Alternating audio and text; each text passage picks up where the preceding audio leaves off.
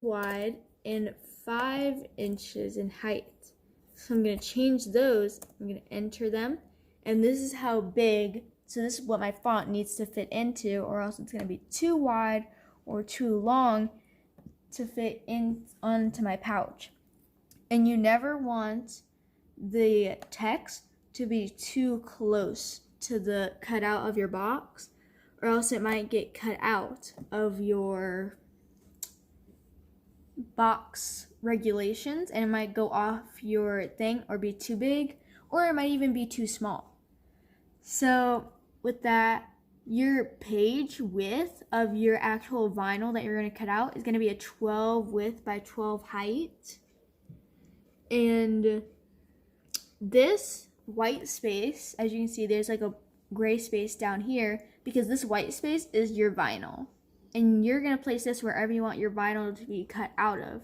So, like, if you cut it straight in the middle, the text is going to be cut in the middle. And if your box is all the way off the page, your text is going to be off the page, depending on where the text is. It's going to be off the page.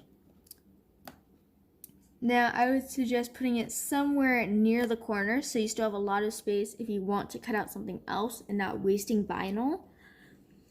But you can also always make, because you can never be too safe because you don't want it to be too close to the edges, else it might cut out on the edge. So you might always want to just scooch it a little bit more in the center, but not too much, just in case.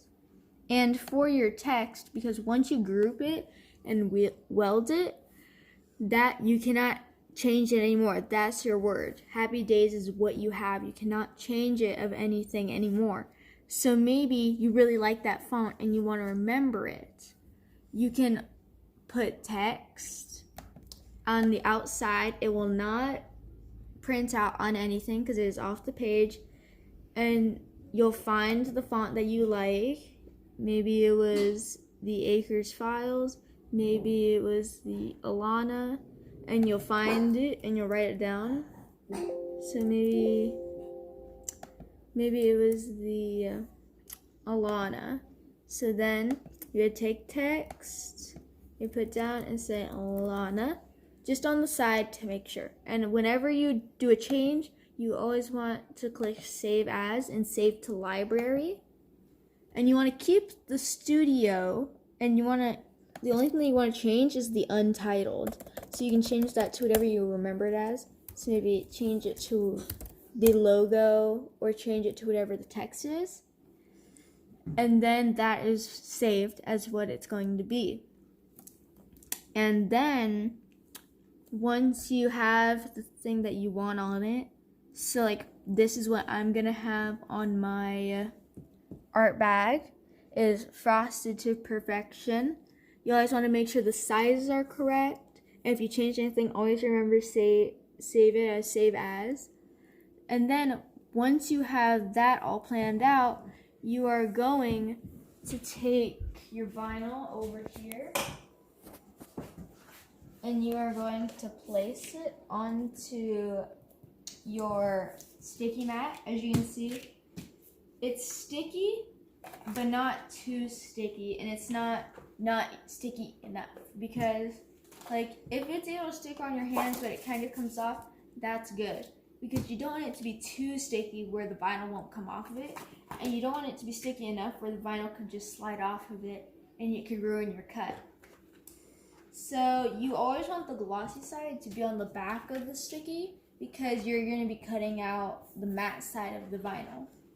So what you're going to want to do is you're going to want to line it up with what you have on the mat. So what I do is line up the corners, and you kind of want it in the roll. Sometimes if you just start out with a roll, maybe it cut out the specific measurements, but you're going to want it to be in a roll, and you're going to want it to be pretty well on there, and then do it down to where it stops, And then you'll take your scissors and you can cut off the access.